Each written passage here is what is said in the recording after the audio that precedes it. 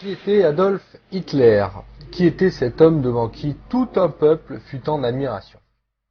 Alors, tout d'abord, au-delà d'avoir été un dictateur historique, responsable de massacres, Adolf Hitler était un homme avec une grande connaissance occulte. Il faut savoir que Hitler était au début de sa vie une personne sans grande envergure, c'était un peintre qui n'avait pas grand-chose d'exceptionnel, il s'était fait refuser l'entrée à l'Académie des Beaux-Arts de Vienne, par exemple, et il n'avait pas beaucoup d'argent en poche, bref, c'était mal parti pour lui, mais Hitler était aussi un passionné d'occultisme. Alors, on raconte qu'il allait souvent dans une librairie ésotérique, dont le patron était membre d'une société secrète à caractère luciférienne.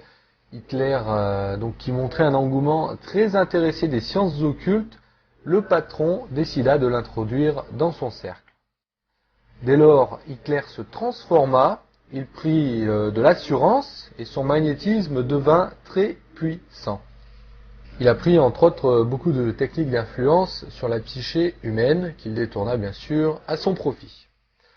Donc au niveau de la manipulation de masse, l'une de ces techniques était le symbole de la Svatitska, qu'il affichait sur un fond blanc et rouge.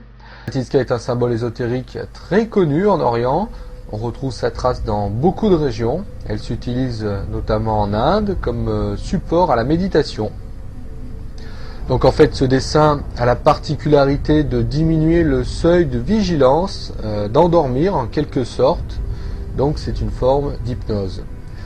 De plus, la couleur utilisée qui était le rouge, donc la croix était sur fond blanc, mais autour le reste c'était du rouge.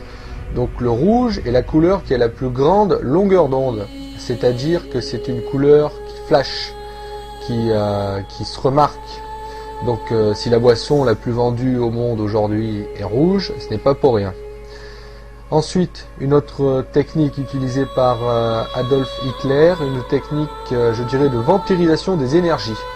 Donc je ne sais pas si vous avez remarqué la façon dont il mettait parfois sa main. Il faut regarder ça sur les images que j'ai pu trouver. Donc regardez bien la position de son bras, qu'on voit très bien là sur ces images. Donc c'est pas pour dire bonjour, c'est pour récupérer, s'approprier les énergies de la foule au moment où elle fait le célèbre signe fasciste en tendant le bras.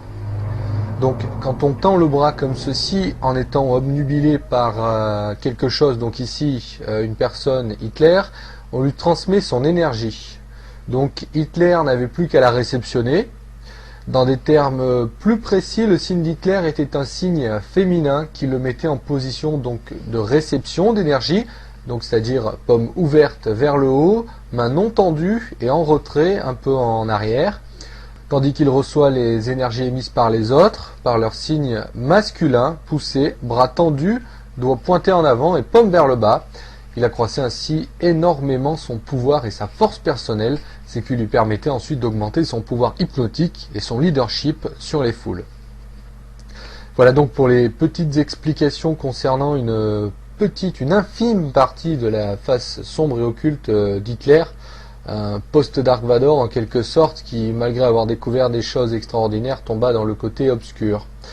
D'ailleurs, en faisant cette comparaison avec Dark Vador, j'insisterai sur le fait qu'il y avait quelqu'un derrière lui, tout comme il y avait des êtres derrière Adolf Hitler. Voilà, pour terminer, je dirais juste qu'aujourd'hui c'est le même principe, moins évident à déceler, mais ayant le même but.